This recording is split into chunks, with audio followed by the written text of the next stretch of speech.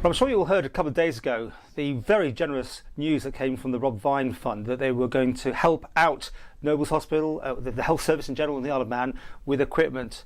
And Stuart's now joining us to tell us more about this, Stuart, because I mean, you've got this amazing kit that obviously is set aside for motorsport, which at the minute there's no sign of anything happening, and it's a great idea. And tell us more about it. What exactly you're doing for the health service?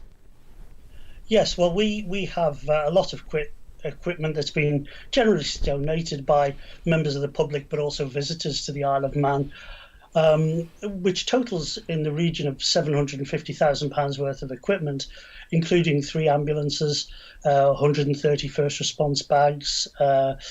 We've got equipment for paediatric medical care, but also ventilators and suction units as well. And it only seemed right for the directors that they should release this equipment and make it available for use by the ambulance service or indeed the health service on the Isle of Man at this time. I think the magic word was ventilators. That we may be in a position at some point to need everyone we've got. At the minute, I don't think we're anywhere near there. But you have how many? A few of these? We have 4. Right. We have 4, which I believe is would be a great asset to the services at the moment. From what I understand. You've got this great warehouse of all your kit. Is any of it gone to the hospital yet, or is it just on standby? No, it hasn't. It's all on standby at the moment. Where it's been kept separate, so we know where it is, because the hospital have a full inventory of everything that we have available down to the last plaster.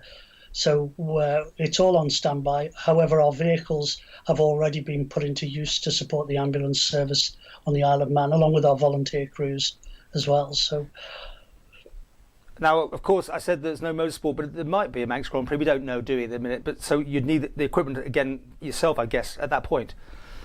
Indeed, as I've mentioned before, generous we are, daft we are not.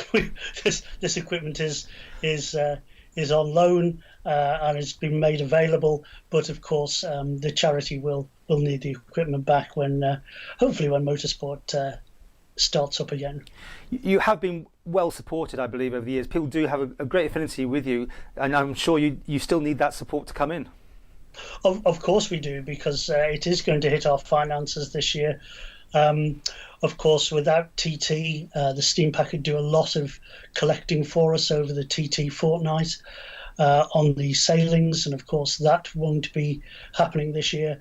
We won't get any of the income that we normally get from people who donate during the event as well. So during TT and other events on the Isle of Man. So no, we will be hitting our funds without income, and with putting stuff out there as well, it will hit our income. But it's what has to be done for the Isle of Man. And I guess you don't just put it away and lock it up. Some of it needs maintaining and looking after on a regular basis. Indeed, we have to replace. We replace 10% of on average, 10% of our equipment each year.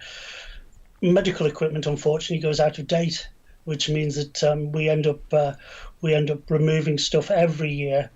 And as I say, 10% rolling replacement program of the equipment, but also things like the stretchers require servicing, because we don't want them to go out onto the course without being fully serviced and maintained. So every 2 years that's done. And then there are our own equipment on our own vehicles which needs to be serviced every year. Things like the patient monitors and the ventilators are serviced every year. So whether they're used or not, they're always up to scratch and ready to go. And just to finish with, when the call comes, how quickly can you get this equipment up and running in Nobles or wherever they need it? This equipment is available now. So within sort of 10 or 15 minutes, we can release the equipment. It's all available, ready to go.